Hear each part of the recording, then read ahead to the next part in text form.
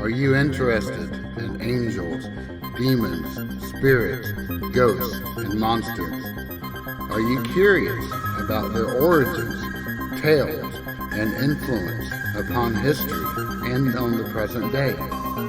If so, sit back, relax, and welcome to Southern Demonology, the podcast that explores all of this and more.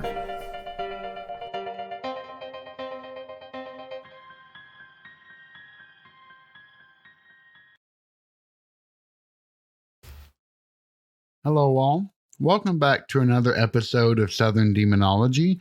As always, I'm your host, JJ. This week, we're continuing with the last part of my interview with Brandon from Cookeville Ghost Hunters podcast.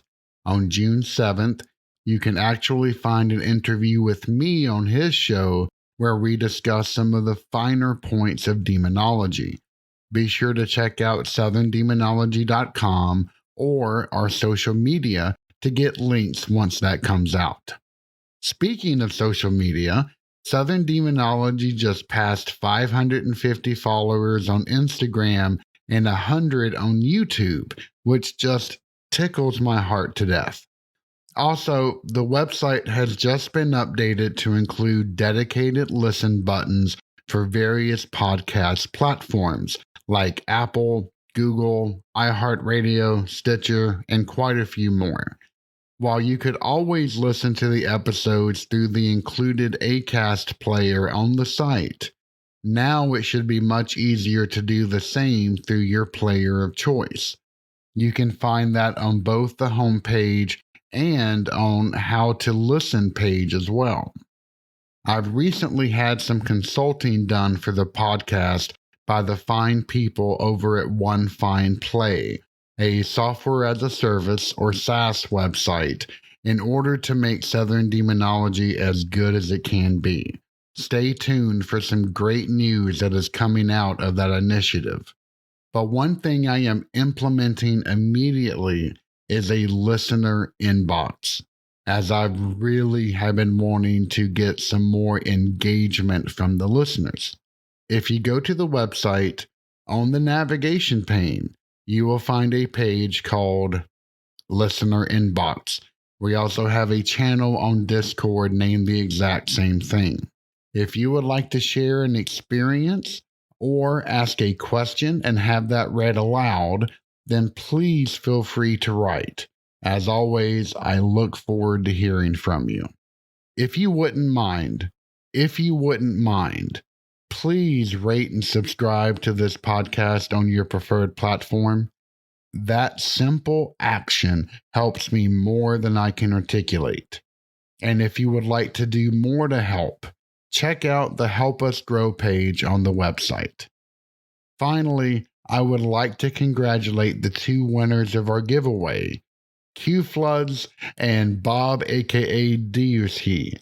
They've picked the design they liked from our merch store, and the t-shirts are on their way. To own your very own SD merchandise, check out the link to our store on the website. With all of that said, let's rejoin Brandon.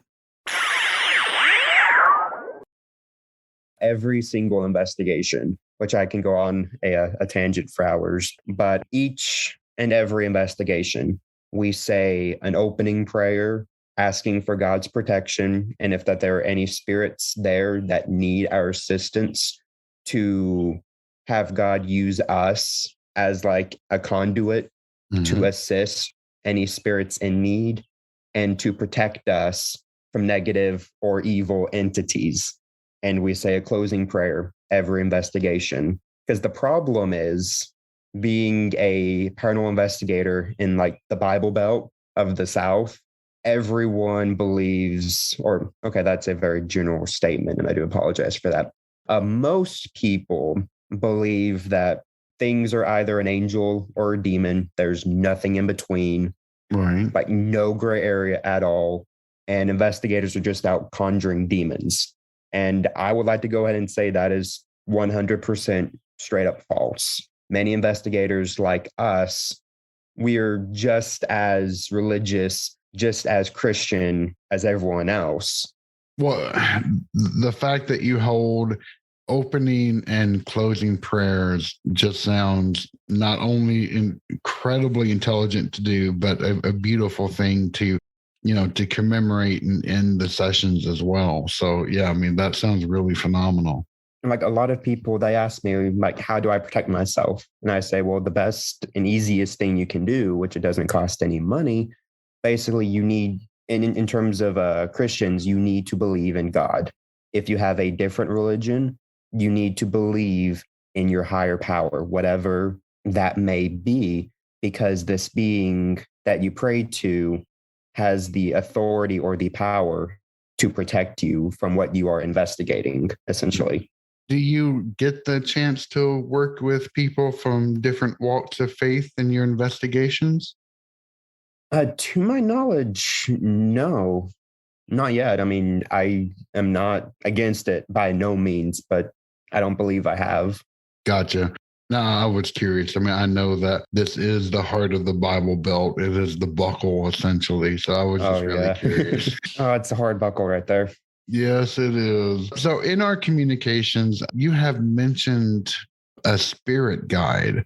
How did it come to be in your life and how does it aid you? So, actually, there's no way I can fully answer this question in the time we have. I'll just briefly talk about it. But I will say I do have an episode on our podcast that talks about spirit guides, and I tell many stories about mine. But basically, one day I was Googling, of course, and I came across the term spirit guide, and I thought, oh, well, it says here everyone has one, but I don't know mine. I've never talked with mine. So I just didn't think much more of it. Mm-hmm. And so I kept wondering, like throughout the days and the weeks, I thought, I wonder who my guide is. And so as I was driving to work one day, this car kind of cut me off. And I thought, what are you doing? And then I looked at the license plate and it had a name on it, which I don't know of any people whose license plate is a name. And I looked at that and I thought, okay, that's interesting. And later on, it was just one thing after another, after another. And I came to the conclusion that, okay, maybe this is the name of my guide. And so, long story short, the reason my dowsing rods is my go to equipment is that is how I communicate with my guide. I guess she is my eyes to a world I can't see. Like I'll ask her, point to the closest spirit and the rods will move. And I've come to the conclusion that I can, like, this is going to sound very weird. And I completely understand that. But I have found out that I can communicate with my guide, I guess telepathically would be the right word for it. And a bunch of groups that I investigate with, they often do like live investigations on their Facebook pages. And one in particular, if you look at it, you will see that my rods are moving and they're pointing, but my mouth never moves. I never open my mouth. And that was me communicating with my guide because in that way, I know, okay, there are X amount of spirits in this room with us. Certain amount of them are like a positive or negative. There's, say, a demon in here. Where is it? That type of thing. Because I was helping out a group at this location in Gainesboro. And I told them, I said, just understand that you are safe here. I said, we have protection. If anything goes wrong, we know what to do.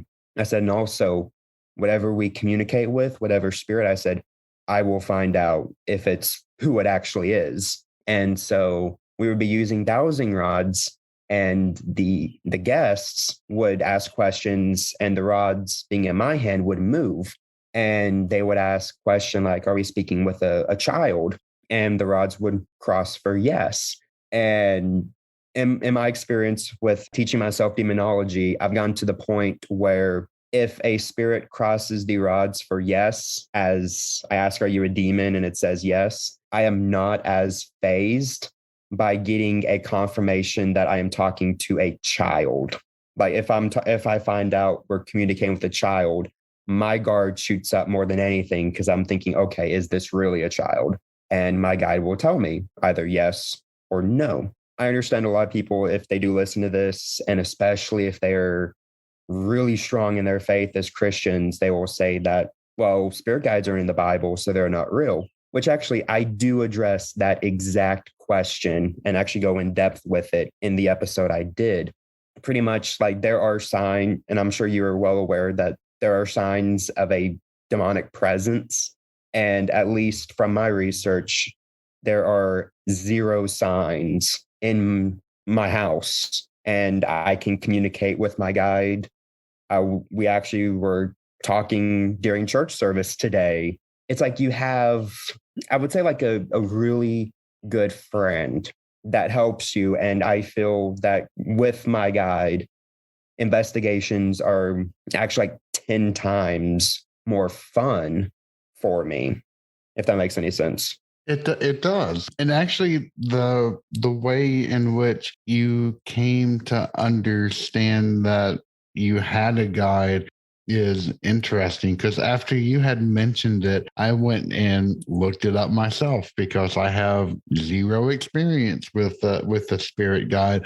And most of the sources that I found, it did say you will find, small little pointers to your guide, and the fact that you did the same thing, I mean, it's really interesting to me. Thank you for sharing all of that. I will definitely have a link to your podcast in this description so everyone can go and look that up. Highly recommend it. It's a new podcast, but it's already off to an extremely strong start, and yeah, it's just chock full of fantastic information. All right, no, thank you. And I guess one other story, Tad, about my guide was we made an agreement that if ever she wanted to give me information that I'm not knowing or I'm not hearing, one of two things. And the first one, my parents, they will kind of nod their head and, yeah, that sounds like Brandon. While I'm driving or like a video on YouTube would play or something, the newer blue Corvette, which Corvettes are my all-time favorite, the third generation in particular, but it would be the seventh generation exactly, and it has to be like a dark blue, not a light blue, a dark blue. And I'll drive through town, just not even paying attention, just driving how I normally drive, and here will come a dark blue Corvette, and I'd often ask her, "Do you have a message for me?" Yes. And the second thing is her name needs to be mentioned. So either someone says her name in a conversation, or I see her name on like Facebook or whatever. And a story with that, the second one is we were at this same location in Gainesboro doing the Estes method. The spirit box said her name. And me and the other investigator who knows of my guide, we kind of looked at each other, but we didn't say anything. And so when the Estes method started, I think it was like the second or third person that did it, she said her name. And of course, no one knows of spirit guides. No one knows of her name in particular, but she said her name. Again, me and the other investigator looked at each other, but we didn't say anything. And then the fourth person, the one after her that did the Estes method, he said her name too, because they heard her name come through the spirit box. And at that point, I thought, okay, 3 times in a row, something's going on. And I asked her, "Are you trying to give me a message?" "Yes." I said, "Okay, what is it?" And she said, "Something malevolent has shown up." And then after that, the whole room we were in, like the atmosphere, just, it got darker. You could actually see it get darker. You felt like a heavier presence in the room. And I thought, oh, okay, yeah, we might want to just wrap this up. And so later on we did. Wow. Now, I'm not going to ask the name. I don't want to know it, but is it a common name, or is it something that would never come up ordinarily? You could consider it common. I found out it's a biblical name. Well, I can go and tell you the name. It's Hannah. I mean, I don't come across a lot of Hannahs. And in that story, I asked the investigator who works with this location to restore it, asked her, "Can you please look into the history and see if the name Hannah has anything to do with this location?" And a couple of days later, she got back with me and said, "No, the name Hannah has no connection with this location at all. That is fascinating. If somebody wanted to get into this field, what advice or pointers would you give to them? So the first piece of advice I would give is, I would say, don't do it by yourself. Mm-hmm. I learned the hard way. You do not go to a location by yourself. Like, what was the hard way you learned? This story, I talk about it in part 1 of my demonology series. But pretty much I came across an evil spirit at a location called Crazy George's Bridge up in Monterey, Tennessee. Mm-hmm. And my guide informed me of what it was, and I almost lost it. I about had a panic attack. Oh my gosh. Yeah. I have bad memories of Monterey. One of my friends that I went to governor's school with wound up becoming a murderer. And he is currently stashed deep, deep in the system in Monterey. So whenever I hear that name, I always get slight chills, which I know has nothing to do with this, but still. Yeah, that's Monterey. No offense to anyone living in Monterey, of course. Not trying to insult anybody either. But anyway, please continue. Sorry. I guess form a group, either like your closest friends or people that really you trust. Because like I said, it can go from you're having a good time to dangerous in a second. So Gotcha. really you need people that you can trust and depend on and know that they're not going to just run out and bail on you if things do end up getting bad. I guess a second piece of advice is always at least have someone in your group do research on the location you're going to. Because if this location is known for, I don't know, say satanic rituals, there's going to be something there. And first off, you shouldn't be going to that place, but at least someone needs to be aware of the history of this place. I guess to better me personally, I have to know at least something of the location I'm going to. And what I don't know, my guide tells me later on throughout the investigation. Have you ran into many places that had satanic rituals performed there? That we know of that's been confirmed? No. However, there are several places where it's been rumored that there have been rituals. They say sacrifices, but I don't know. I think they're meaning like animal sacrifices. But we have been to some places where it's been heavily rumored to have cult-like activity going on. And have you, I mean, in those places that have been rumored, I'm just really curious. Have you encountered like heavy activity or malevolent activity there? So there are 3 places that come to my mind. The first one is the bridge out of Monterey, Mm-hmm. which, yeah, I would not doubt it if rituals actually did take place there. Because if you go under the bridge, there's like spray painted or graffiti of like a pentagram, the words like blood and die, just really eerie stuff. And actually, I guess like a quarter of a mile from there is a cemetery called a Stamp Cemetery, Mm-hmm. which the locals call it the Witches Cemetery. So, of course, the rumor is if you touch the headstone on the pentagram on it at midnight, you summon up a demon or whatever. So there's been rumors of cult-like activity out there as well. And there is a third place. This location's around Gainesboro. And of course, there'd be like a spray painted pentagram here and there. It was a pretty big location, but other than that, it's just rumored cult-like activity. But when you walk into the area, you can kind of get a sense that, okay, there's at least something here. Gotcha. That is interesting. Are there, so before we move away, are there any other pieces of advice that you can give? Guess the last one, which I don't know why I didn't give this one first, because I feel the most important. Have some type of protection, but know what the protection does.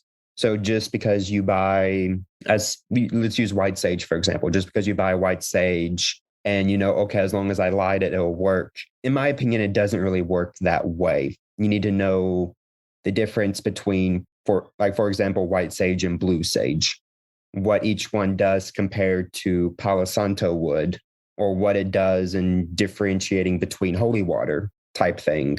Bring protection, I would advise white sage, because basically what it does, to my understanding, is it's like a clean slate, so to speak. It gets rid of positive and negative energies, or say weakened spirits. But in terms of like something demonic, yeah, sage don't work on them. You gotta leave. Absolutely. Either leave or get it blessed, one of the two. The last question I had, and it was just something that you were talking about, was I remember listening to older episodes of Art Bell's program back in the day where they were actually going through like EVPs or electronic voice phenomena, and the investigators would encounter child spirits a lot more than what you would think, and they always wrestled with it. And I'm curious, I know that you mentioned them. Have you encountered some like truly child spirits? And how do you reckon with that in terms of if they're supposed to be innocents, how could they still be ghosts? I know it's a difficult question. I'm not trying to put you on the spot. I'm just, from someone who actually has practical experience, I'd just be curious to know what you think about that. So honestly, I asked that very same question myself. One location that I've been to that, yes, it's confirmed they have children spirits there, is a place called the Thomas House Hotel in Red Bowling Springs, Tennessee. And to my knowledge, let's see, one drowned, actually, no, two or three drowned. One died in a fire. So there's at least like 4 or 5 different children. Oh, no, I'm sorry. There's a 6th one too. I think there's about 5 or 6 children spirits at the hotel. And I don't know. Me personally, I cannot answer that question. Why a child spirit, if it truly is a child spirit of that individual and not some type of entity posing as one, I have no idea. I can't answer that. I don't either. But let me actually open that up just a little bit. So, I've heard, ghosts could be classified as, mere echoes. They could be an actual entity. How do you classify them? Can they be split into those different categories? Are there additional categories? Are they really just one and the same? So technically, from my understanding, there are mainly 2 types. There are intelligent spirits, intelligent hauntings, where the ghosts there, they can interact with you. You ask them questions, they'll tap on a wall or they'll do something. And the second type is called residual. So basically residuals goes into what's referred to as the stone tape theory. And a perfect example of residual hauntings is take your pick on any battlefield in any war. And I'll use a Paravel, Kentucky, because we actually just did an investigation there yesterday. And there's, of course, it's just an open field. So when you're walking around, they had a lot of cannons around, but all of them were replicas. Essentially, they were fakes. They can't be fired. There's no way you can use them. Right. But if you hear gunshot or like a cannon shots, people screaming like they're in a battle, but there's nothing going on, most often that is a residual, that some type of activity has left like a negative mark or negative imprint, and it just replays over and over. Residual hauntings, technically they aren't there. They're just memories replaying, so you cannot interact with them as you can intelligent hauntings. Right. Yeah, that makes total sense. Alrighty. Well, I think that is about all the time that we have for today. How can other people find your podcast? So we are on the main ones, Apple Podcasts, Google Podcasts, Spotify, one, a couple others as Cookville Ghost Hunters. So that's COOKEVILLE, Cookville Ghost Hunters. Mm-hmm. We're also on Facebook as Cookville Ghost Hunters. We're on YouTube, but I put that on hold because right now I can't do everything and a full-time job. So I have YouTube on hold. But that's pretty much the best ways to reach out to us.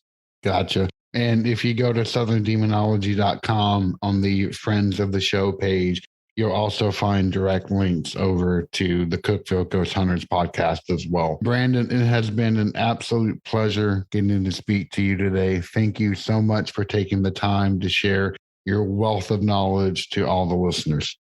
Oh, no, the pleasure is all mine. Thank you for listening to Southern Demonology. Find us online at southerndemonology.com, where you can find all of our social and podcasting links. Also, if you have a moment, please feel free to rate this podcast and leave any encouraging feedbacks that you may have. As always, I am JJ, and it has been a pleasure getting to talk to you today.